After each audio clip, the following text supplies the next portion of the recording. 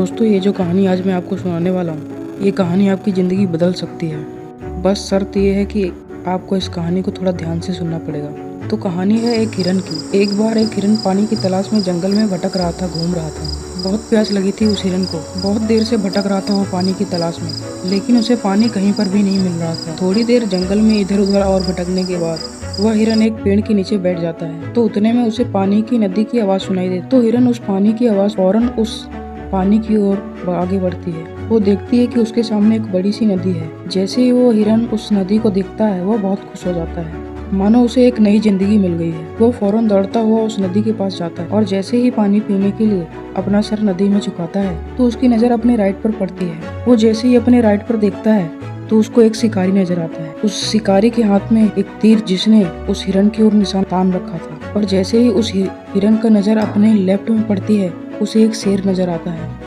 जो कि झाड़ियों के पीछे छुपा हुआ होता है। अब हिरन पानी वानी सब भूल जाता है। उसके दिमाग से प्यास मिट जाती है। फिर वो हिरन पलटकर अपने पीछे देखता है, तो उसे भयंकर आग लगी हुई दिखती है, जो कि धीरे धीरे उसकी तरफ बढ़ रही थी। अब हिरन जाए भी तो जाए कहाँ। राइट में देख रही थी तो शिकारी नजर आ रहा था, जो कि निशाना तान कर खड़ा हुआ था। लेफ्ट में देख रही थी तो शेर नजर आ रहा था। सामने तो गहरी और लंबी चौड़ी नदी थी और पीछे तो आग लगी हुई थी। चारों रास्ते बंद हो चुके थे। चारों तरफ से मुसीबत आ चुकी थी। अब हिरन सोच में पड़ जाता है और वह यह सोचता है कि चारों तरफ से मुसीबत आ चुकी, मुझे तो वैसे ही मरना है, तो मैं पानी पी के क्यों ना मरूं। वह हिरन अपना पानी पीने में लग जाता है, लेकिन थोड़ी ही देर के बाद जैसे ही वो हिरन पानी पी रहा था, थोड़ी ही देर में ऊपर से काले बादल छा जाते हैं और बादलों से बारिश होने लगती है। तो जो आग थी पीछे से लगी हुई, वह पानी की वजह से बुझ जाती है और पानी के कारण शिकारी का निशाना चूक कर शेर को लग जाता है और शेर की नजर पड़ती है सीधा शिकारी पर। तो शेर शिकारी के पीछे लग जाता है।